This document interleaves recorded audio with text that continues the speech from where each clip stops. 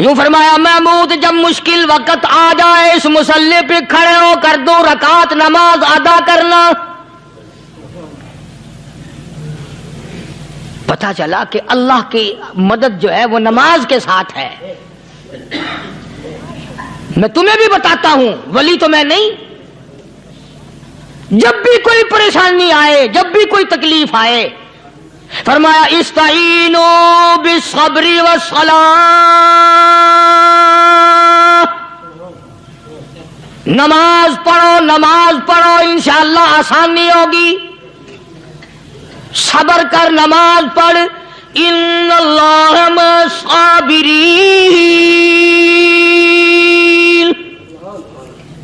اللہ پاک صبر کرنے والوں کا ساتھی ہے. صبر بھی کرتا جا، نماز بھی ادا کرتا جا. جس سے تیرا بگاڑ ہے یوں بھی سوچتا جا میری طرف سے کوئی ظلم نہ ہو جائے، میں مارا جاؤں گا. السلام علیکم پیارے دوستو، آج پھر سے ہم آپ کے لیے ایک بہت ہی پیارا بیان لے کر حاضر ہوئے ہیں. بیان کا عنوان ہے مشکل وقت میں اللہ کی مدد کیسے آتی ہے. تو آج دوستو سنتے ہیں اس بیان کو. اللہ کے نیک برگزیدہ بندے، مقبول ترین بندے، اللہ والے، اللہ کے ولی، بزرگان دین رحمہم اللہ علیہم اجمعین کے واقعات اور مختصر سے حالات اس نیت سے عرض کر رہا تھا کہ ہمیں بھی اپنے گریبان میں جھانکنے کا موقع ملے. ہم لوگ بھی یہ سوچیں کہ یہ اللہ والے تھے، پیٹ بھی تھا، نفس بھی تھا، بیوی بھی تھی، بچے بھی تھے، پیاس بھی لگتی تھی، بھوک بھی لگتی تھی، کپڑا بھی درکار تھا، سردی گرمی بھی آتی تھی. ان لوگوں نے اللہ کی رضا کیسے حاصل کی؟ نیت میری کسی کی تردید مقصود نہیں، سمجھانے کے لیے کہتا ہوں. جیسے سڑک پہ پیدل آدمی چل رہا ہو اور پاس سے کار گزرتی ہے تو دل میں خیال آتا ہے کہ میرے پاس بھی کار ہوتی. ان اللہ کے نیک بندوں کو دیکھ کر میں اور آپ کیوں نہیں سوچتے کہ میں بھی اللہ کا نیک بندہ بن جاتا؟ کوٹھی بنگلہ دیکھ کر، لمبا چوڑا کاروبار کارخانہ دیکھ کر آدمی کے دل میں آتا ہے یارو یہ کارخانے دار ہے، میں اس کا مزدور ہوں. تیرے دل میں یہ بات کیوں نہیں آتی کہ میں نماز بھی نہیں پڑھتا اور فلانا ساری رات سویا ہی نہیں؟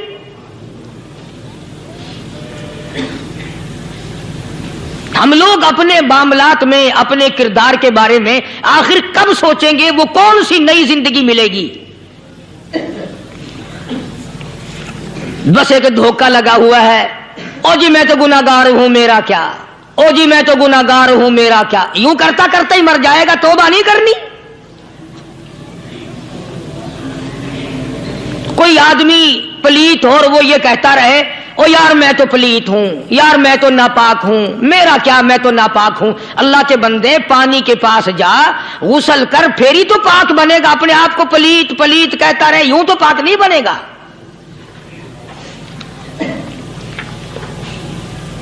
یہ اللہ والے جو ہوتے ہیں آدمی کے اندر کو ٹھیک کرتے ہیں. جیسے ڈاکٹر کہتا ہے کہ اگر بلڈ پریشر کے مریض ہو تو نمک نہ کھاؤ، شوگر کے مریض ہو تو میٹھا نہ کھاؤ، بادی کے مریض ہو تو آلو نہ کھاؤ. اللہ والا کہتا ہے اگر تمہارے اندر شرک کی بیماری ہے تو خدا کے دروازے کے سوا کہیں نہ جاؤ. اللہ والے اندر کا علاج کرتے ہیں، روحانی علاج کرتے ہیں، اس بیماری کا علاج کرتے ہیں جو قبر میں کام آئے گی. جب اللہ والوں کی مجلس میں بیٹھو گے تو وہ تمہیں یہ بتائیں گے کہ نبی کی سنتوں کے پھول چھوڑ کر بدعت کے کانٹوں کی طرف نہ جاؤ.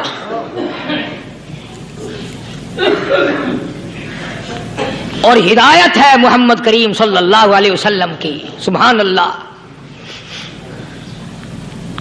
وہ جوان کتنا خوش نصیب ہوگا جو حضور کے ساتھ سواری پہ سوار ہے. اللہ اکبر. سیدنا معاذ بن جبل رضی اللہ تعالیٰ عنہ کی ذات اقدس ہے، جس سواری پہ محمد عربی صلی اللہ تعالی علیہ وسلم سوار ہیں، اسی سواری پہ صحابی بھی سوار ہے، آپ کے پیچھے سوار ہے. آپ نے 3 مرتبہ ارشاد فرمایا یا ماس، وہ کتنا مقدروں والا جوان ہوگا جس کا نام آقا کے پیارے پیارے منہ سے نکلا. فرمایا یا ماس، او ماس. عرض کیا لبیک و سعدیک، میرے آقا میں حاضر ہوں، میں غلامی میں حاضر ہوں. کچھ نہیں فرمایا. پھر دوسری مرتبہ ارشاد ہوا یا ماس. عرض کیا لبیک و سعدیک، کالی کملی والے میں تیری خدمت میں حاضر ہوں، میں غلامی میں حاضر ہوں. تیسری مرتبہ پھر فرمایا یا ماس. سمجھے آپ؟ یہ تو حضور کو پتا تھا کہ میری آواز اس نے پہلی دفعہ میں ہی سن لی، پکار رہا ہے میں حاضر ہوں. 3 مرتبہ آواز اس لیے دی، یعنی میں جو تجھے بتانا چاہتا ہوں وہ بڑی اہم بات ہے، توجہ کر، دھیان کر اس بات کی طرف جو میں تجھے بتانے لگا ہوں. تیسری مرتبہ ارشاد ہوا یا ماس. عرض کیا لبیک و سعدیک، میرے آقا میں حاضر ہوں، غلامی میں حاضر ہوں. ارشاد فرماؤ. فرمایا یا ماس لا تشرک باللہ. او ماضی مجھ سے ارشاد سن لے، مجھ سے پیغام سن لے. میں محمد کریم صلی اللہ تعالی علیہ وسلم تجھے بڑی پتے کی بات بتانے لگا ہوں، گر کی بات بتانے لگا ہوں، کوئی حقیقت کی بات بتانے لگا ہوں. لا تشرک باللہ. او میرے جمال، میرے صحابی، او ماس، اللہ کی ذات میں، اللہ کی صفات میں کسی کو شریک نہ ٹھہرانا.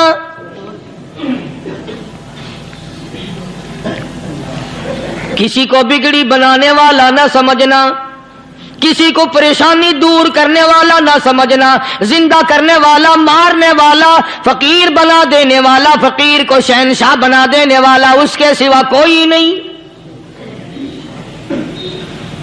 چلو ہو گئی بات، فرما دیا آپ نے کہ شرک نہ کرنا. اب ہماری بات سنو، ابھی حدیث کا جملہ باقی ہے جو محمد عربی صلی اللہ علیہ وسلم کی زبان مبارک سے نکلا.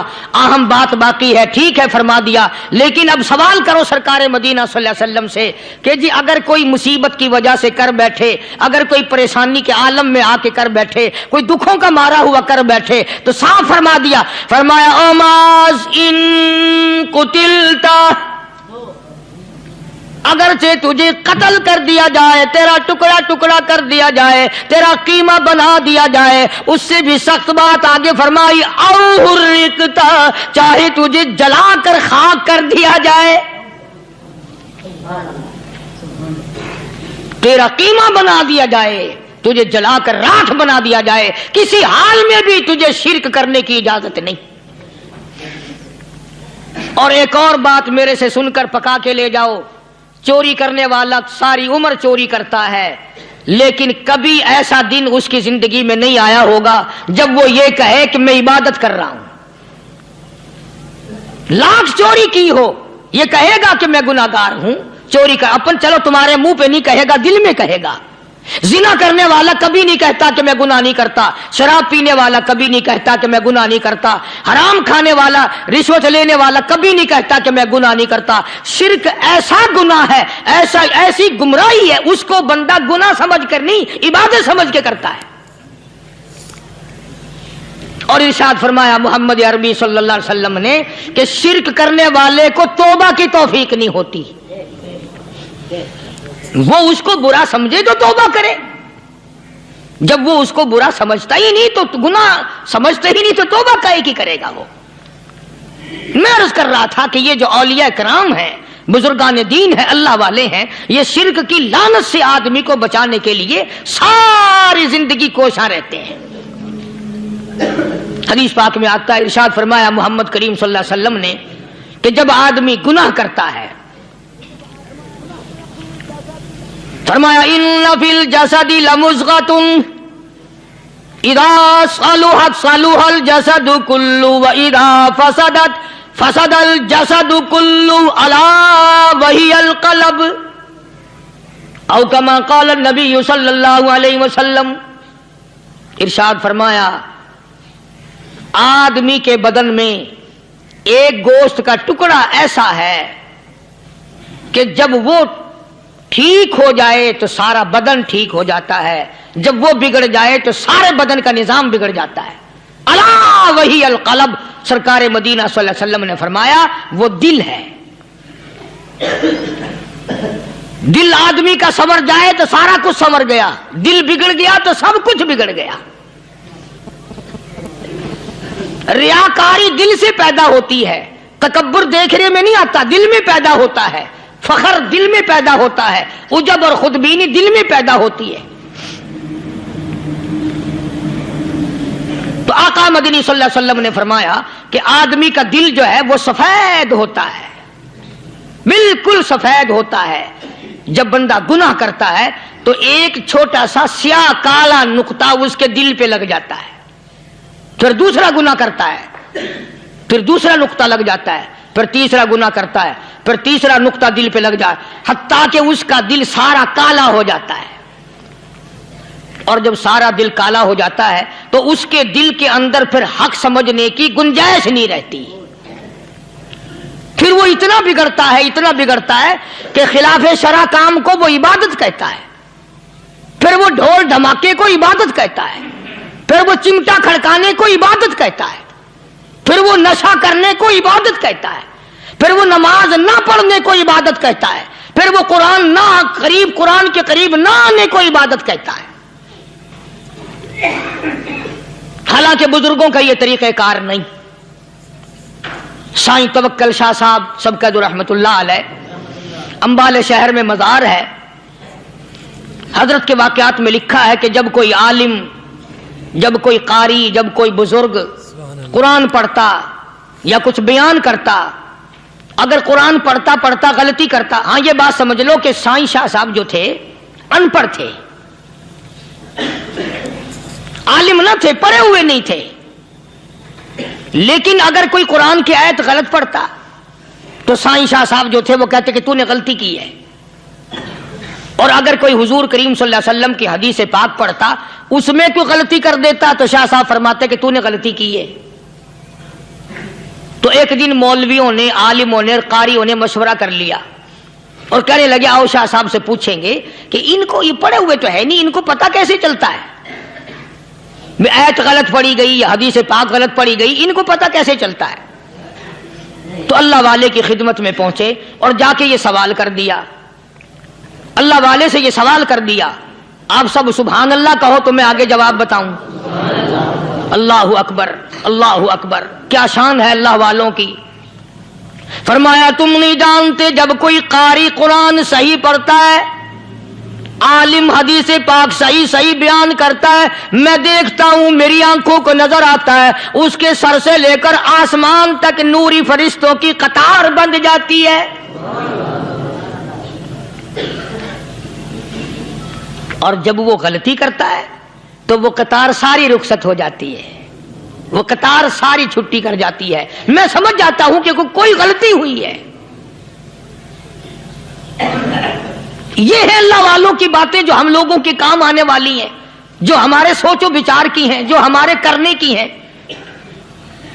کہ کتنے دن ان حضرات کو فاقے کرنے پڑے، مصیبت جھیلنی پڑی، پریشانی اٹھانی پڑی تو پرواہ ہی نہیں کرتے تھے. مخلوق سے سوال کرنا ان حضرات کے یہاں بہت بری بات تھی. بلکہ نفحۃ الیمن ایک عربی کورس کی کتاب ہے، درس میں پڑھائی جاتی ہے عربی مدرسوں میں. ہم نے جب سبق پڑھتے تھے تو ایک واقعہ پڑھا تھا کہ کسی پہاڑ کی غار میں ایک اللہ والا رہتا تھا اور اللہ کرتا تھا ہر وقت. اللہ کی طرف سے کھانا آ جاتا تھا اور وہ کھا لیا کرتا تھا. تو خدا امتحان بھی کرتا ہے، آزمائش بھی کرتا ہے. دعا کیا کرو اللہ ہماری آزمائش نہ فرمائے. ہم لوگ آزمائش کے قابل کہاں ہیں. تو اللہ پاک نے جب اس اللہ والے کی آزمائش فرمائی تو 3 دن تک کھانا نہ آیا. 3 रोज तक खाना नहीं आया। जब नहीं आया तो भूख ने सताया, और जब भूख ने सताया तो परेशानी हुई, और जब परेशानी हुई तो दिल में ख्याल आया कि अब मेरे लिए सवाल करना जायज हो गया, अब तो मैं बिल्कुल भूख ने तंग कर दिया मुझे। तो पहाड़ से नीचे उतरे और जाकर के एक मकान पे सवाल कर दिया, और सवाल ये किया कि अल्लाह नाम पे मुझे खाना चाहिए। उन घर वालों ने 3 रोटियां दे दी, उन घर वालों ने 3 रोटियां दे दी, और ये अल्लाह का वली लेके चल दिया। तो जिस घर से 3 रोटियां मिली थी उनके यहां एक कुत्ता भी था, वो इस वली के पीछे पीछे लग गया और भौंकार करीब था कि काट खाए फाड़ खाए। अल्लाह के वली ने सोचा कि ये तो बड़ा जालिम कुत्ता पीछे लग गया, 1 रोटी इसको फेंक दूं, 2 मुझे काफी हो जाएंगी, ये अपना उसकी हिल्ले लग जाएगा, मशगूल हो जाएगा, मैं निकल जाऊंगा। ये किताब की बात है, हदीस की नहीं। तो नफातुल यमन किताब में वाकया यूं लिखा कि कुत्ता 1 रोटी खा के फिर भाग के उस वली को मिल गया और बहुत भौंकार काटने के करीब हुआ। तो फिर अल्लाह के वली ने सोचा कि यार 1 ही रोटी काफी हो जाएगी, ये तो फिर जालिम पीछे हो गया। उसने दूसरी रोटी भी उसको फेंक दी। अल्लाह की शान, कुत्ता दूसरी रोटी खा करके फिर वली के पीछे पीछे।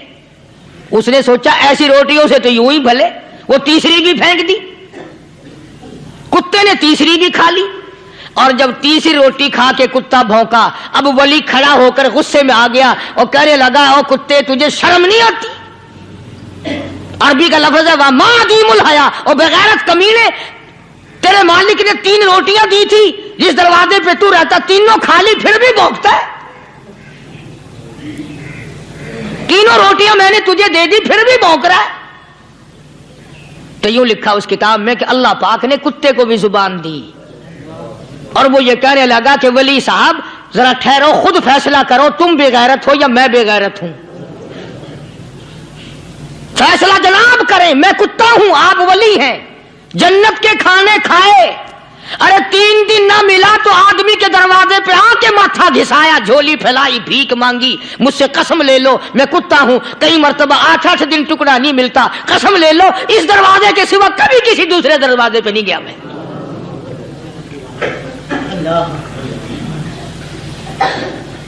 तजर्बा कर लो, 3 दिन कुत्ते को टुकड़ा डालो, चौथे दिन दुम हिलाकर तुम्हारे पांव में लिटेगा।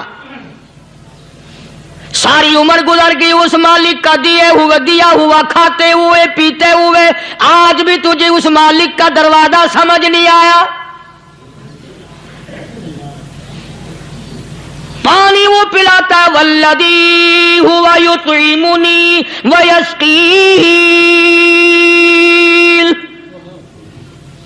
व इदा मरिज़तु फहुव यशफीन। कितना खिलाता है, कितने आला दर्जे के खाने खिलाता है, तरह तरह के खाने खिलाता है। पाला उसने, संभाला उसने, जिंदगी उसने दी, औलाद उसने दी, खूबसूरत बीवी उसने दी, गराबाद उसने किया। थोड़ी सी परेशानी आ गई, अब जाके कब्र के सामने झुका खड़ा है, उस मालिक से मेरा काम नहीं चला, ओ 4 गज जमीन में पड़ने वाले, तू मेरी हाजत रवाई कर दे।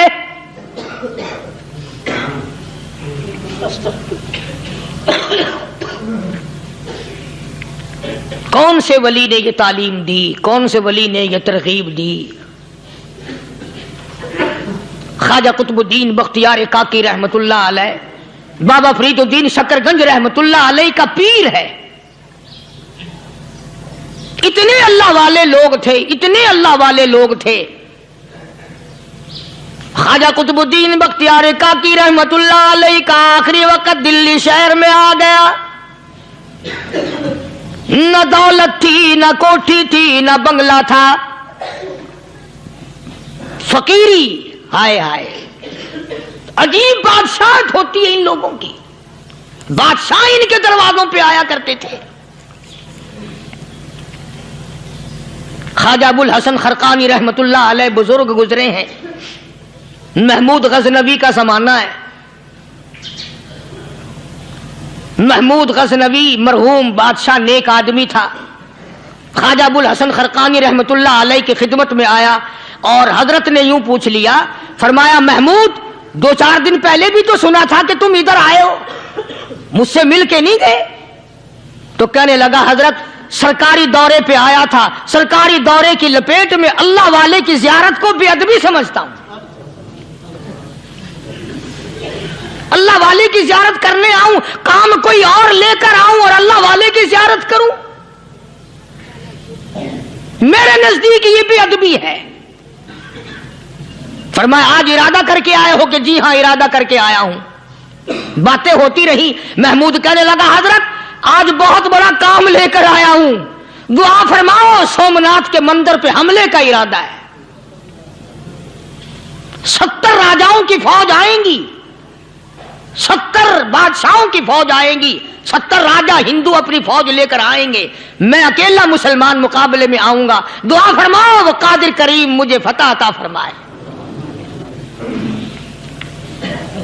کیسی نیت لے کر آیا کرتے تھے بادشاہ لوگ فقیروں کے دربار میں۔ آج تو اگر کسی ولی کے پاس بھی جاؤ گے، میں نے مولانا عبید اللہ انور مدذلو سے پچھلے دنوں عرض کر دیا، میں نے کہا حضرت آپ اپنے گھر میں ہی رہتے ہیں، باہر نہیں نکلتے، کئی دن لوگوں کو نیکی ملے گی، زیارت ہوگی، تو فرمانے لگے قاری صاحب آپ کو کیا پتا ہے، بس اسی کام کے لیے لوگ آتے ہیں، ہماری اینٹ پڑ دو، ہم نے مکان بنانا ہے، ہمیں دکان کا تعویذ دے دو، ہمارے پیچھے دشمن لگ گیا، ہمارا مقدمہ ہو گیا، اور یوں تو کہنے کوئی بھی نہیں آتا، دعا کر دو اللہ میری قبر میں بھلائی فرما دے۔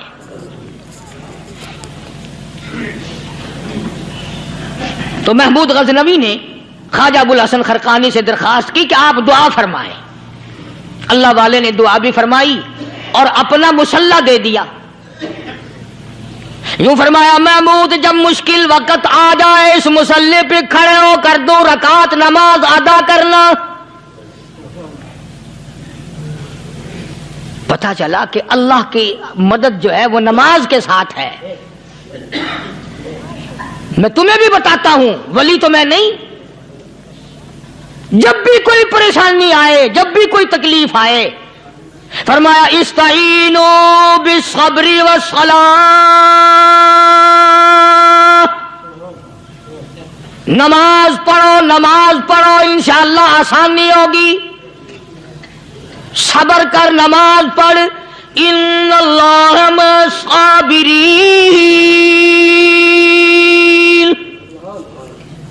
اللہ پاک صبر کرنے والوں کا ساتھی ہے، صبر بھی کرتا جا، نماز بھی ادا کرتا جا، جس سے تیرا بگاڑ ہے یوں بھی سوچتا جا میری طرف سے کوئی ظلم نہ ہو جائے، میں مارا جاؤں گا۔ مسلح ساتھ لے کر چلا گیا اور اپنی فوج کو لے کر کے سومناتھ کے مندر پہ حملہ کر دیا۔ مسلمان فوج بڑا سفر کر کے آئی تھی، دور سے آئی تھی، تھکی ہوئی تھی، چور چور تھی، اتنے حالات نہ تھے، اتنے ہتھیار نہ تھے، 70 راجاؤں کی فوج کے مقابلے میں مسلمانوں کو شکست ہو گئی۔ محمود غزنوی کو خبر دی گئی بادشاہ شکست ہو گئی۔ محمود نے 2 رکعت نماز ادا کی، اور یہ بھی بتا دوں اللہ والوں کا اتنا ادب کیا محمود غزنوی نے کہ اس مسلح پہ کھڑے ہو کر نماز نہیں پڑھی، اس کو سر کے اوپر رکھ کے نماز پڑھی۔ مسلح اللہ والے کا سر پہ رکھ لیا اور نماز پڑھی خدا کے حضور میں، اور پھر سر سجدے میں رکھ دیا، میرے پروردگار بے نیاز خالق و مالک، میں گناہگار سہی، میں سیاکار سہی، میں تیرا بندہ ہوں، او میرے مولا مقابلہ کفر سے ہے، حق پرستوں کی نہ کی تو نے گر دل جوئی نہیں، تانا دیں گے بت کے مسلم کا خدا کوئی نہیں، او میرے پروردگار آج مجھے ذلیل نہ کر، آج میری شکست نہ کر، آج مسلمانوں کو شکست نہ دے، اور بے نیاز پروردگار کافر کہیں گے ان کا خدا کہاں گیا۔ بس محمود غزنوی نے اللہ کے حضور میں نماز ادا کی اور دامن پھیلایا اور سر سجدے میں رکھا، وہ اطلاع ملی کہ شکست فتح میں بدل گئی۔ چنانچہ جمعے کا خطبہ محمود غزنوی نے سومناتھ کے مندر کے اندر دیا۔ اس قدر اللہ والوں کو دلچسپی تھی ان معاملات سے کہ قوم کے لیے بھلائی ہو، ملک کے لیے بھلائی ہو، عوام کے لیے آخرت کی دنیا کی بھلائی مقصود تھی۔ خواجہ قطب الدین بختیار کاکی رحمت اللہ علیہ دلی شہر میں رہتے ہیں، بادشاہوں کا زمانہ ہے۔ اللہ اللہ کیا عجیب لوگ تھے۔ آج تو اچھے بھلے دیندار طبقہ نماز پڑھانے والوں کو نماز کے، غسل کے، وضو کے مسائل معلوم نہیں۔ دوستو ایسا وقت تھا، ایسا وقت تھا، سلطان صلاح الدین خلجی رحمت اللہ علیہ کو بادشاہ ہو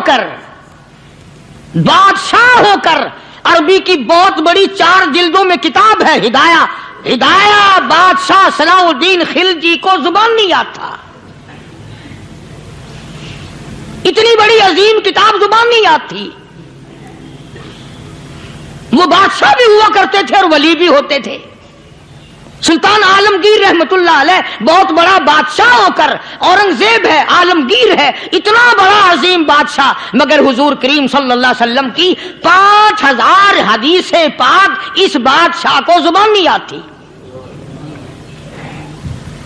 اور قرآن کا حافظ تھا، قرآن کا قاری تھا، قرآن کا عالم تھا، قرآن کا مفسر تھا، ولی بھی تھا، بادشاہ بھی تھا، اللہ والا بھی تھا، اور اتنا خوف تھا دل میں تمہیں کیا بتاؤں۔ اللہ اکبر، بادشاہ ہو کر کے کپڑا خریدا، مزدوری کر کے کپڑا خریدا بادشاہ نے، اور کپڑا خرید کر اس کی ٹوپیاں اپنے ہاتھوں سے سی۔ عالمگیر رحمت اللہ علیہ نے اس کی ٹوپیاں اپنے ہاتھوں سے سی، اور چاندنی چوک دلی میں کھڑے ہو کر فروخت کی، بیچی، 6-7 روپے جمع کر کے ایک تھیلی میں بند کر کے اوپر لکھا عالمگیر کا کفن ان پیسوں سے خریدا جائے۔ کبھی ہم نے بھی سوچا جو رشوت مارنے والا آدمی ہے، بتاؤ اس کے لیے کفن کہاں سے اچھے پیسے تلاش کر کے لایا جائے گا؟ رشوت کا ہی کفن ملے گا نا۔ جو آدمی ملاوٹ کر کے پیسے کماتا ہے، فنکاری کر کے پیسہ کماتا ہے، دغا اور فریب کر کے پیسے کماتا ہے، تو آج ہمارا کفن بھی صحیح نہیں، کفن بھی دغا والا، فریب والا، ملاوٹ والا۔ بلکہ تم تو کہتے ہو کہ آج کل کھانے کے لیے خالص کچھ نہیں ملتا، میں کہتا ہوں میت کو غسل دینے کے لیے پانی خالص نہیں ملتا۔ یہ جو ہم موٹریں نلکے لگاتے ہیں، یہ پیسے کون سے ہمارے خالص ہیں؟ جو صابن میت کو مل رہی ہیں کون سے پیسوں کا خریدا ہوا ہے؟ جو خوشبو میت کو لگ رہی ہے کون سے پیسوں کی خریدی ہوئی ہے؟ جو کفن پڑ رہا ہے وہ کیسے پیسوں کا کفن ہے؟ اور میں آگے بڑھ کر کے کہتا ہوں جو کندھوں پہ اٹھائے جا رہے ہیں وہ کون سے کتب ہیں، کون سے ابدال ہیں؟ جس نے میت کو غسل دیا ہے کبھی معلوم کیا کہ وہ کتنا بڑا نیک آدمی ہے؟ یہ تو ہمارے آخری وقت کا حال ہے، اور اس طرف کسی کا دھیان نہیں، سوچ نہیں، بچار نہیں، قطعی طور پر اندھے ہو جاتے ہیں۔ او میاں ٹھیک ہے جو کچھ ہو رہا ہے۔ اچھا ایک بات عرض کروں، اللہ تبارک و تعالیٰ کے یہاں جب ہم جائیں گے، اگر اور سارے معاملات کو چھوڑ دو، اللہ پاک یہی پوچھ لے کہ میاں یہ کفن جو پہن کے آیا یہ کیسا ہے؟ یہ جو کفن پہن کے آیا یہ کیسا؟ ہم کیا جواب دیں گے؟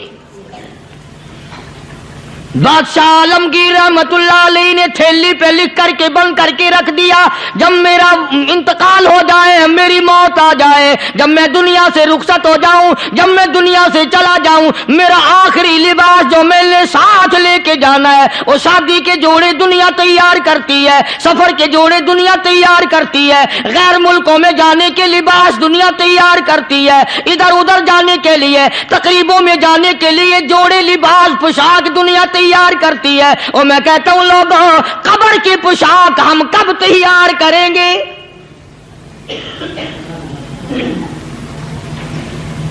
عالمگیر رحمت اللہ علیہ نے خود اپنے کفن کا انتظام کر کے رکھ دیا۔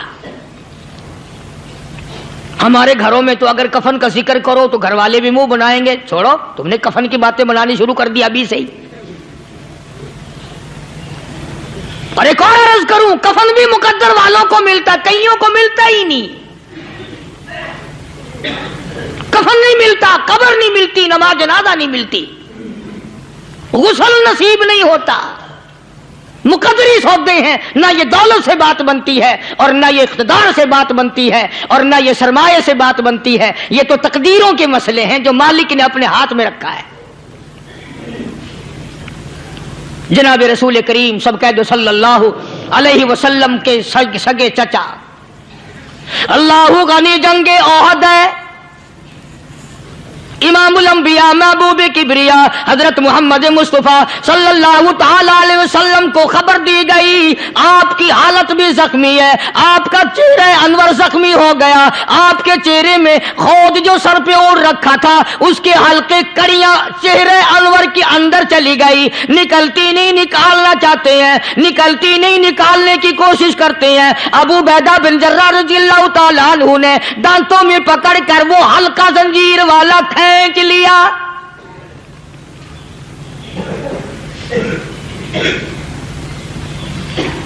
اللہ غنی، ادھر خون کا پھوارا چھوٹا، خون کا پھوارا چھوٹا، اللہ عرش الہی سے آواز آئی، جبریل پل جھپکنے کے برابر جبریل ساری دنیا کا نظام طے کر سکتا ہے۔ توجہ، اللہ نے آواز دی جبریل، عرض کیا حضور، فرمایا یاد رکھ اگر میرے محبوب کا خون زمین پہ گر گیا تو پھر تو جبریل کا آئے گا۔ سدرۃ المنتہا سے سیکنڈ تو بڑی چیز ہوتی ہے، پل جھپکنے سے پہلے جبریل نے آ کر اس خون کو سنبھالا ہے۔ اتنی عظمت ہے سرکار مدینہ صلی اللہ علیہ وسلم کی اللہ تبارک و تعالیٰ کے یہاں اور ہر پیغمبر کی۔ ابراہیم علیہ الصلوۃ والسلام کو وقت کے بادشاہ نے منجنیق میں بٹھا کر یوں آگ میں پھینک دیا، اس منجنیق میں سے پنگوڑے میں سے خلیل نکل چکا، آواز آئی جبریل، جواب ملا حضور کہ میرا خلیل کو کیا ہوا؟ حضرت جبریل کو حکم ہوا یاد رکھ اگر خلیل کا ایک بال بھی جل گیا تو جبریل کس کام کا؟ اللہ تبارک و تعالیٰ کے فرشتے نے پہلے پہنچ کر آگ پہ پر بچھا دیے۔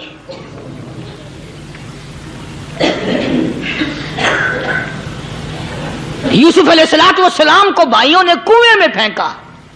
اب بتاؤ کنواں کوئی 100-200 گز یا 100-200 میل تو لمبا نہیں ہوتا۔ میں خالق کی بے نیازی تمہیں بتا رہا ہوں اور اپنے پیغمبروں کی کس طرح حفاظت فرماتے ہیں، سبحان اللہ۔ بھائیوں نے کنویں میں دھکا دیا، جبریل جی یہ کیا ہوا؟ تو میرا نبی آیا، میرے نبی کے کنویں میں جانے سے پہلے تخت بچھا دے۔ جبریل نے پر بچھا کر تخت بنا دیا۔ وہ تو یوں بچاتا ہے، وہ تو یوں سنبھالتا ہے۔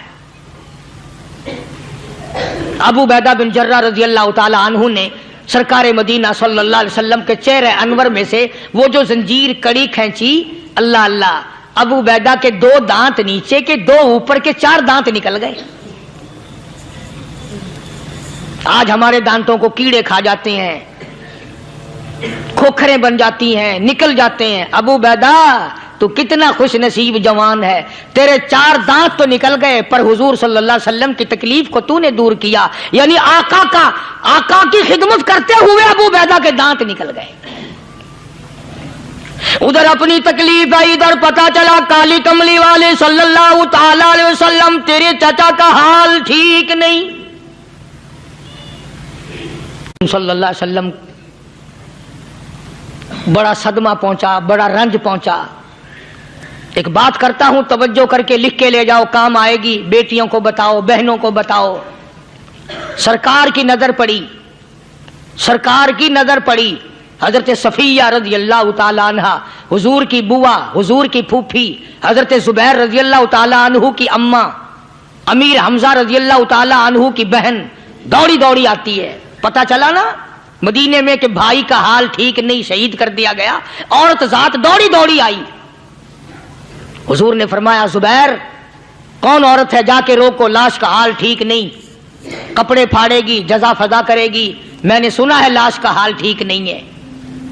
حضرت زبیر نے آ کے روکا، قریب آ کر پہچان لیا حضرت زبیر کی اماں تھی۔ انہوں نے کہا اماں इजाजत नहीं, आगे ना जाओ। हजरत सफिया अरब की तकड़ी माई, मारा गुस्सा जुबैर को ऊपर फेंक दिया। कहने लगी हट एक तरफ, मैं अपने भाई को देखने ना जाऊं। जुबैर को तो मुक्का मार के परे फेंक दिया। और लोगों तवज्जो करो, गुलाम आप भी बनते हैं, गुलाम मैं भी बनता हूं। खुदा की कसम टाइम पे गुलामी का पता चलता है। फिर जुबैर कहने लगा अम्मा हुजूर ने मना फरमाया, आगे ना जा, हुजूर ने मना फरमाया। खुदा की कसम जिम्मेदारी से कहता हूं, उलमा ने लिखा है हजरत सफिया ने जो पैर कदम आगे रखने के लिए उठाया हुआ था वो आगे नहीं रखा, पीछे हट के रखा है। मेरे नबी के फरमान के खिलाफ ना हो जाए, मेरे नबी के इरशाद के खिलाफ ना हो जाए। अगर खिलाफ हो गया तो मैं मारी जाऊंगी। और वहीं रुक गई, कहने लगी और जुबैर बेटे जाओ, मेरे महबूब सरकारे मदीना सल्लल्लाहु ताला अलैहि वसल्लम से जाके कहो मैंने लाश का हाल सुन लिया है, मुझे सब कुछ पता चल गया है। जाके कहो बेशक मैं औरत हूं लेकिन घबराऊंगी नहीं, जब से मैंने तेरा कलमा पढ़ा है मैंने सब्र करना भी सीख लिया है।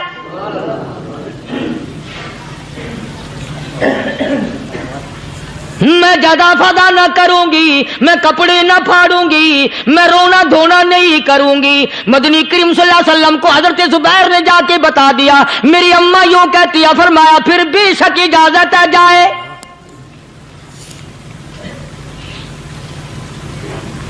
आज की कोई माई होती इतना हाल देखकर भाई का ना जाने हार्ट फेल हो जाता। सफिया ने आके देखा अपने भाई सैयदना अमीर हमजा के दोनों कान नहीं, नाक नहीं, लब नहीं, 11 टुकड़े हुए पड़े हैं। रोती नहीं, घबराती नहीं, धड़ाम से गिरती नहीं, चेहरा नहीं पीटती, मातम नहीं करती, खड़ी हो गई। कहने लगी ओ मेरे परवरदिगार मेरे भाई की कुर्बानी कबूल फरमा, मेरे भाई की कुर्बानी के सदके में मेरा भी बेड़ा पार कर दे। और खबर तो मिल गई थी ना कि कपड़े भी उतार कर ले गए, बगल में से 2 चादरें निकाली हैं, बगल में से 2 चादरें निकाली कि मेरे भाई को कफन दे देना। यूं जो नजर पड़ी एक अंसारी नौजवान रज़ियल्लाहु ताला अन्हु, वो भी नंगा पड़ा है, काफिर उसको भी शहीद करके गिर गए। मुसलमानों जरा अंदाजा लगाओ, ये भी मुसलमान थे, ये भी नबी के आशिक थे, ये भी दीवाने थे। ऐसे वक्त में भला ऐसी बात किसको सूझे? माँ जाया भाई हो, सगा भाई हो, अच्छी मोहब्बत और ताल्लुक हो बहन भाई का, और सैयद शुहादा हुजूर ने फरमाया हो वो नंगा पड़ा है, 11 टुकड़े हुए पड़े हैं। ऐसे वक्त में ऐसी बात कौन सोचे? सफिया कहने लगी लोगों एक चादर उस भाई को दो जो मेरी माँ के पेट से पैदा हुआ, एक चादर इस भाई को दो जो मोहम्मद के कलमे ने मेरा भाई बना दिया है, जो मेरे नबी ने मेरे के कलमे ने मेरा भाई बना दिया है। कल क़यामत में खुदा ये ना फरमा दे सफिया कफन देने आई, खैरात देने आई तो अपने को दे के चली गई। अब उनमें एक चादर है छोटी और एक है बड़ी। फिर कहने लगी मेरी चादरें वापस कर दो, ऐसा ना हो मेरे भाई को बड़ी मिल जाए दूसरे भाई को छोटी मिल जाए। अल्लाह पाक कल ये ना फरमा दे अगर कफन देने भी आई तो अपने को बड़ी दूसरे को छोटी, ये अल्लाह की रजा वाला तो काम नहीं। कुर्रा अंदाजी की सगे भाई सैयदना अमीर हमजा रजी अल्लाह ताला अन्हु के हिस्से में छोटी चादर आई और उस अंसारी जवान के हिस्से में बड़ी चादर आ गई।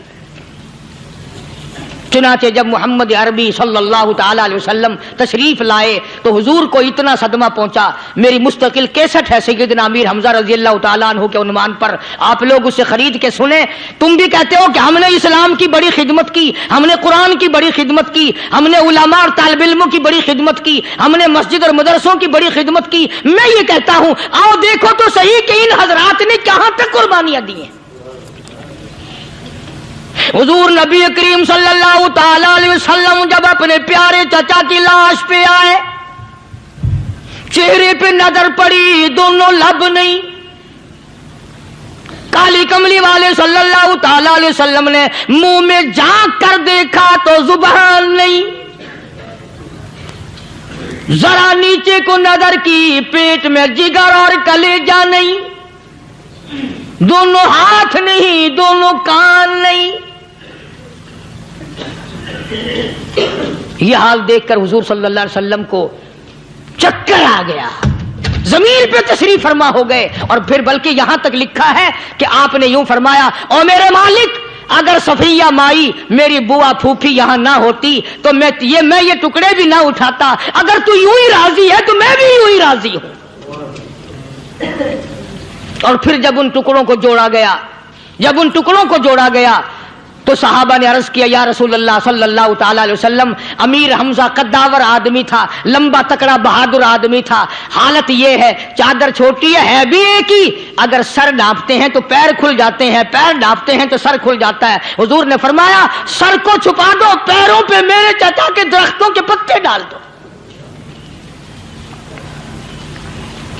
मैं ये अर्ज कर रहा था कि अल्लाह वाले हर वक्त में आदमी की इस्लाह की कोशिश करते हैं, उसे बनाने की कोशिश करते हैं, उसे समझाने की कोशिश करते हैं। अल्लाह तबारक व तआला हर मुसलमान को तौफीक दे कि वो अपनी जिंदगी भर अल्लाह वालों की खिदमत में जाने आने की, कुरान की खिदमत की हर वक्त प्रोग्राम बनाए, नीयत खैर रखे। क्यों? इसलिए, इसी को कहता है कि लिए फिरती है बुलबुल चोंच में गुल, लिए फिरती है बुलबुल चोंच में गुल, और ढूंढती है शहीद नाज की तुरबत कहाँ है। तलाश करते हैं जानवर परिंदे, कहां पर अल्लाह की रहमत बरस रही है। तो हमें भी अल्लाह की रहमत का तालिब होना चाहिए, अल्लाह की रहमत का मुतलाशी होना चाहिए। अल्लाह पाक मुझ पे और आप सब पर, सारी उम्मत पर अपना करम फरमाए। आसमानी किताबें नाजिल फरमाई, उसी को लोग ज्यादा चमकाते हैं।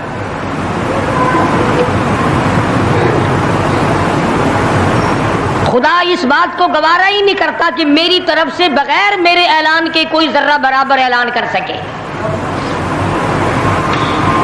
वो किसी कलंदर को, किसी मलंग को, किसी को इख्तियार नहीं देता।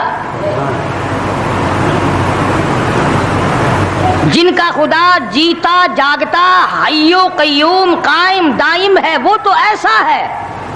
और जिनका खुदा कभी पैदा होता है, कभी मर जाता है, उनकी मैं बात नहीं करता।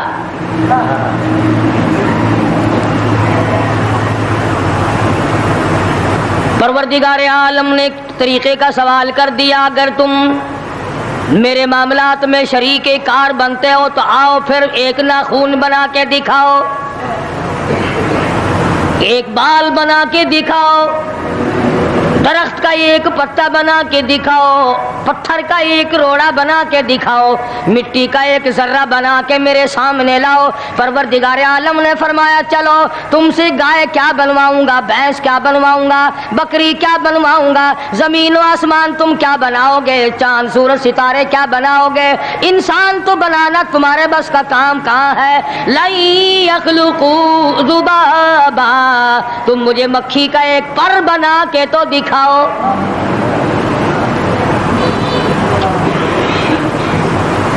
फरमाया, जिसके दिल में तौहीद और ईमान यकीन की दौलत जम जाती है, वो लोग तो दुनिया ही में ईमान का मजा चखते रहते हैं, ईमान की लज्जत आती है।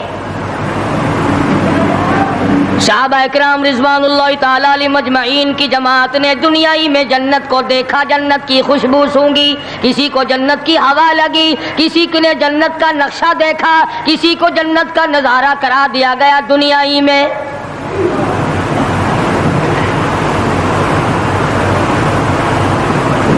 खुश नसीब थे वो लोग جنہوں نے محنت سے اپنی آخرت کو بنایا، اپنی قبر کو بنایا، اپنی تمام تر زندگی میں کبھی بے فکری سے بسر نہ کی، رات کو سوچا، دن کو سوچا، صبح کو خیال کیا، شام کو خیال کیا، یہ ناپائیدار زندگی ہے، یہ ختم ہونے والی زندگی ہے، اس لیے مجھے دائمی زندگی کی کچھ تیاری کرنی چاہیے۔ ان لوگوں نے کمائی کی اور محمد کریم صلی اللہ تعالی علیہ وسلم کے ساتھ رہے، دنیا میں ان کو جنت کے مزے آیا کرتے تھے۔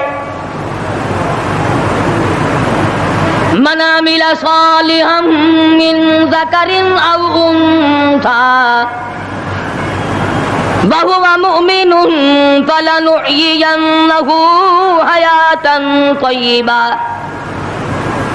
محنت کرنی پڑتی ہے، تکلیف اٹھانی پڑتی ہے، پریشانی جھیلنی پڑتی ہے، جب جا کر کچھ کام بنتا ہے، استقامت کے ساتھ کام بنتا ہے، جہاد فی سبیل اللہ کے ساتھ کام بنتا ہے، گردنیں کٹانے سے کام بنا کرتا ہے، اپنی جانوں کا قیمہ بنوانے سے کام بنا کرتا ہے، پھونک مارنے سے نہ کبھی کام بنا اور نہ آج بن سکتا ہے۔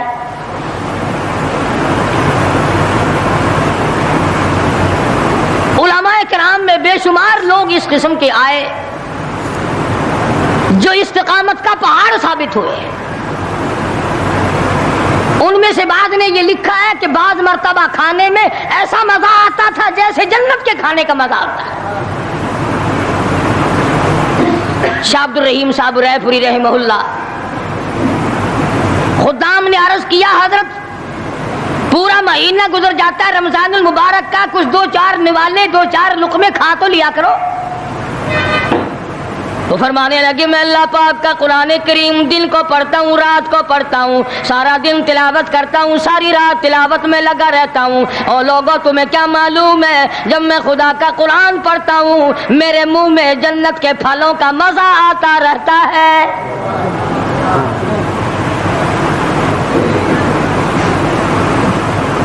صحابی ہے مدنی کریم صلی اللہ تعالی علیہ وسلم کا، احد پہاڑ کی طرف جا رہا ہے، ایک دوسرا صحابی سامان لے کے لینے کے لیے واپس آ رہا ہے، وہ جانے والا پوچھتا ہے کدھر چلا؟ کہتا ہے مجھے فلانا کام ہے۔ پوچھا تم کہاں چلے؟ کہتا رب ذوالجلال کی قسم احد پہاڑ سے جنت کی خوشبو آ رہی ہے۔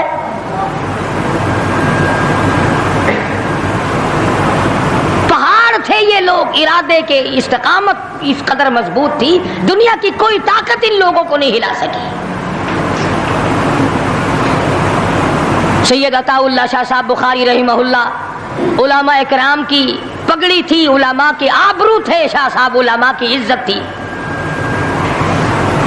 امرتسر میں جلسہ کیا شاہ صاحب نے، اطلاع ملی بہار میں لوگوں نے حسین احمد مدنی کی پگڑی اتار کر جلا دی۔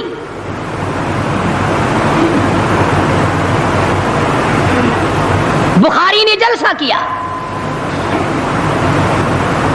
لوگوں نے جستجوانہ نگاہوں سے دیکھا کہ آج بخاری سٹیج پہ ننگے سر کیوں آیا؟ فرمایا ہاں ہاں جو کچھ نگاہوں سے پوچھ رہے ہو سمجھ گیا ہوں، تم یہی کہتے ہو نا کہ میں ننگے سر کیوں آیا ہو؟ جب حسین احمد کی پگڑی تم نے اتار دی، بخاری اوڑھ کر آنے والا کون ہوتا ہے؟ آج تک دیکھو ان بہاریوں کو تم کہاں کہاں یہ دھکے کھاتے پھرتے ہیں۔ مولانا حسین احمد مدنی رحمت اللہ علیہ کی پگڑی اتاری، پیروں کے نیچے بلی اور جلا دی، داڑھی میں شراب پھینکی، بے عزتی کی، پتھر مارے۔ جو سب سے آگے تھا صبح کو تالاب میں نہانے گیا، پیر اوپر ہے سر نیچے ہے، لوگ کہنے لگے بلے بلے اتنا لمبا سانس، بہت دیر ہو گئی۔ جب آدھا دن گزرا لوگوں نے جا کے دیکھا حضرت دنیا سے تشریف لے جا چکے تھے، وہ مر چکا تھا، پاؤں اوپر سر پانی میں ڈوب کے مر گیا۔ اس طرح سے غرق کیا خداوند عالم نے، کیا میرے ولی کی توہین کرنے والوں تم بچ کے نہیں جا سکتے۔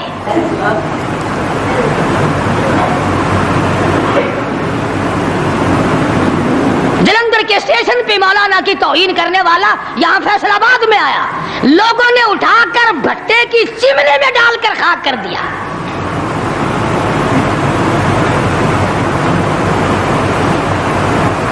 اللہ والوں کی توہین بشرطِ اللہ والا ہو۔ جھگی والا نہ ہو، کتے بلی والا نہ ہو، اللہ والا ہو، خدا اس کا انتقام لیتا ہے۔ کلکتے میں مولانا ابوالکلام آزاد رحمہ اللہ کی بیگم بیمار ہیں۔ مولانا ابوالکلام آزاد رانچی جیل میں ہے۔ بیگم آزاد نے خط لکھا، اطلاع دی میں بڑی شدید بیمار ہوں، ایسا معلوم ہوتا ہے میرا آخری وقت ہے، مجھے آ کر کے مل جاؤ، بڑی جلدی ہے، میری بڑی تمنا ہے، بڑی آرزو ہے۔ مولانا نے جواب دے دیا، اگر تیرا آخری وقت قریب ہے کلمہ پڑھتی چلی جا، استغفار کرتی چلی جا، قرآن کریم کی تلاوت کرتی کرتی رخصت ہو جا، اللہ اللہ کرتی رخصت ہو جا، میں تجھ سے ملنے کے لیے انگریز ظالم کے سامنے ضمانت کی بھیک مانگنے کو تیار نہیں۔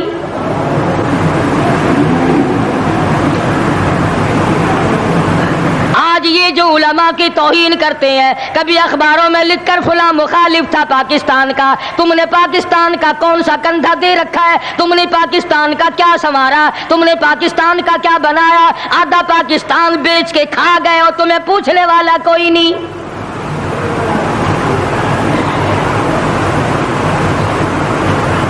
مولانا ابوالکلام آزاد رحمہ اللہ نے جواب دے دیا، وہ ایسے خوددار لوگ تھے، وہ ایسے اللہ والے لوگ تھے کہ انہوں نے ظالم کے سامنے ضمانت کی بھیک مانگنے سے انکار کر دیا۔ اور یہ صرف ایک یہ نہیں، اس قسم کے ہزاروں تھے۔ مسٹر ٹامسن فرانسیسی مورخ لکھتا ہے، دلی کے چاروں طرف، دلی سے آگرہ تک، دلی سے پانی پت تک، دلی سے مراد آباد تک، دلی سے غازی آباد تک، چاروں طرف کم سے کوئی درخت کا ٹہنا ایسا نہ تھا جس پہ کسی عالم دین کی لاش نہ لٹکی ہو۔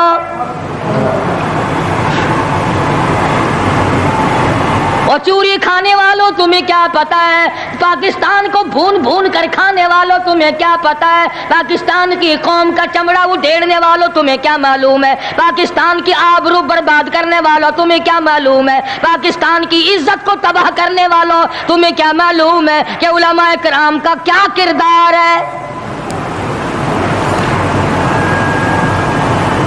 400 عربی مدرسے تھے دلی کے چاروں طرف، ایک بھی طالب علم باقی نہ رہا، نہ ناظم کو رہا، نہ محتمم رہا، تمام کے تمام پڑھنے والے، پڑھانے والے، اساتذہ بھی، طالب علم بھی، تمام کے تمام انگریز ظالم سے ٹکرا کر شہید ہو گئے۔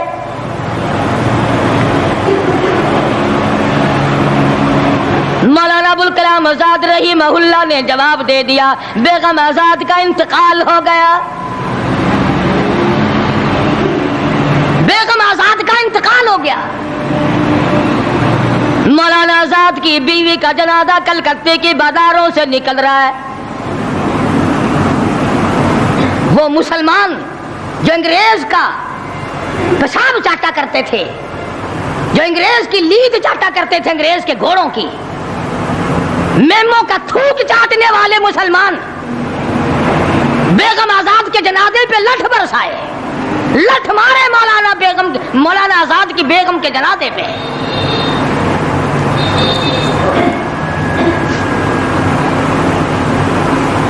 بجائے ایک اللہ والی کے جنازے میں شرکت کرتے۔ آج بھی یہ اخباروں والے کبھی کہتے ہیں ہندوستان میں مسلمانوں کے ساتھ یوں ہو رہا ہے، دیوبند میں یوں ہو، تم اپنی تو بات کرو، تمہارے یہاں کیا ہو رہا ہے؟ کون سی رات ہے جس میں ڈاکہ نہیں، کون سا دن ہے جس میں ایکسیڈنٹ نہیں، کون سی گھڑی ہے جس میں کسی مسلمان کے کلیجے کو تم چیر کر نہیں کھاتے؟ دوسروں کی باتیں کرتے ہو اور تمہارے پاس پیسے حرام کے ہیں، تم اخبار پڑھے بغیر جی نہیں سکتے۔ اگر 5 روپے کا اخبار ہو جائے گا پھر بھی تم ناشتہ 50 حج کر لو، پھر بھی اخبار سے صبح انشاءاللہ ہوگی تیری۔ حاجی صاحب صبح قرآن پڑھا کر اخبار قبر میں کام نہیں آئے گا، نرا جھوٹ، نرا بکواس۔ کوئی ریڈیو کا سر پکڑے بیٹھا ہے، کوئی ساری رات ٹی وی کے سامنے مرے ہوئے کتے کی طرح پڑھ کے گزار دیتا ہے، دوسروں پہ تنقید، دوسروں کو بکواس۔ مولانا ابوالکلام آزاد رحمہ اللہ کی بیگم کا جنازہ گزر رہا ہے، لوگوں نے لٹھ مارے، مسلمانوں نے مارے، کلمہ گو نے مارے، مسلمانوں کی آل اولاد نے لٹھ چلایا۔ سید عطا اللہ شاہ صاحب بخاری رحمت اللہ علیہ کو پتہ چلا، تیسرے چوتھے دن تشریف لے گئے، بن بلائے گئے، وہاں جا کر کے لوگوں کو للکارا، فرمایا لوگوں تم نے اس عفیفہ کے جنازے پہ لٹھ چلایا، تم نے اس سیدہ کے جنازے پہ لٹھ چلایا جس کو بے نقاب تو کیا تم نے کبھی با نقاب بھی نہیں دیکھا۔ لیڈر کی بیوی تھی، عالم کی بیوی تھی، بہت بڑے سیاستدان کی بیوی تھی۔ کلکتے کے لوگوں نے مولانا ابوالکلام آزاد کی بیوی کو کبھی بغیر پردے تو کیا پردے میں بھی نہیں دیکھا۔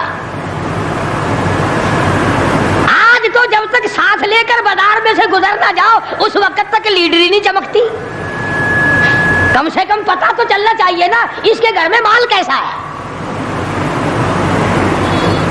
اور اب تو بلکہ جب نکاح ہوتا ہے تو اسی وقت دلہے دلہن کا اخبار میں فوٹو آتا ہے کہ دلہا کس بھاؤ کا، دلہن کس بھاؤ کی ہے۔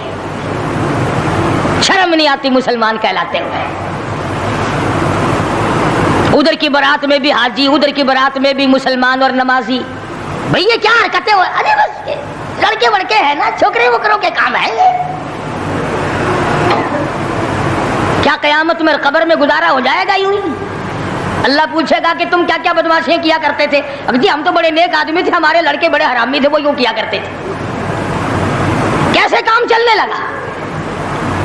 سید عطا اللہ شاہ صاحب بخاری رحمت اللہ علیہ نے للکار کے کہا تم نے اس عفیفہ کی بے عزتی کی، توہین کی، سیدہ کی توہین کی، جس نے کبھی تم نے کبھی اس کو بے نقاب تو کیا با نقاب بھی نہیں دیکھا، برقعے کے ساتھ بھی نہیں دیکھا۔ فرمانے لگے میری نگاہ، میری نظر، میری آنکھ دیکھ رہی ہے کہ تمہاری لاشوں کو کلکتے کے بازاروں میں کتے گھسیٹ رہے۔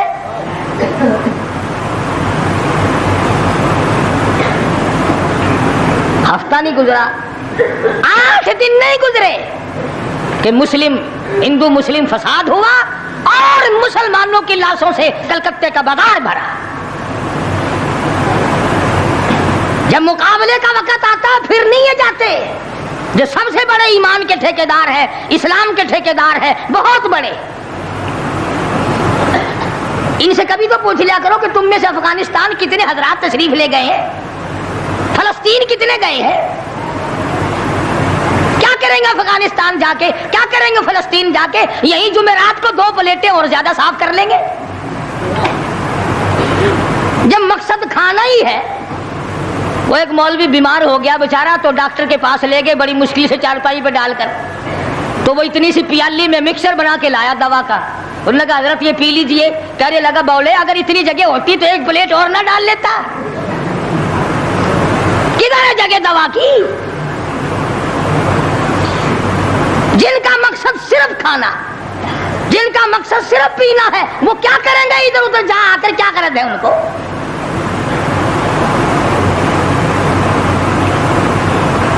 شیخ العربی والا جم حضرت مولانا سید حسین احمد صاحب مدنی رحمت اللہ علیہ جیل میں ہے، انگریز کی مخالفت کرتے ہوئے، دشمنی کرتے ہوئے جیل میں ہے۔ آپ کو اطلاع دی گئی مولانا تمہاری والدہ انتقال کر کے جنازے پہ آ جاؤ، اماں کا آ کر منہ دیکھ لو، کندھا دے دو، ساری عمر کے لیے تمہاری والدہ کا چہرہ چھپ جائے گا۔ مولانا نے جواب دیا ایک والدہ تھا، ایک بھاوج اور بھابھی کا، بھتیجی اور بہنیں۔ مولانا مدنی کے جیل میں رہتے رہتے 6 جنازے گھر سے نکلے، 6 جنازے گھر سے نکلے۔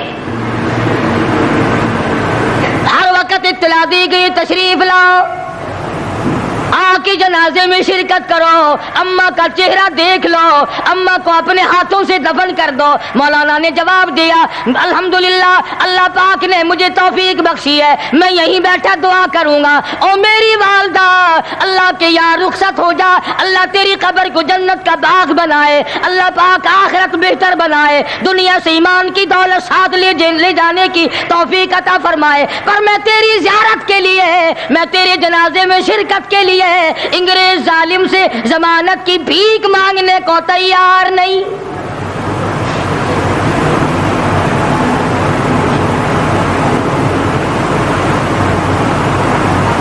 150 सवा सौ साल उलमाए दीन अंग्रेज जालिम से टकराए, मराठों से टकराए, डोगरों से तमाम इन हिंदुओं से, सिखों से, डोगरा पार्टी जो थी उससे टकराए, तमाम से, शाह इस्माइल शहीद, मौलाना सैयद अहमद बरेलवी रहमतुल्लाह अलैह, इन हजरात ने जिहाद किया और लाखों आदमी इनके साथ होकर शहीद हुआ।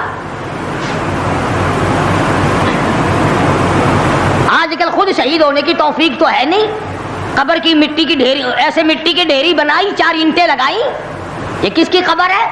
ये पुराने जमाने के शहीद हैं, ये बगैर सर के यहाँ तशरीफ लाए, लोगों ने देखा आ रहे हैं और सर है ही नहीं।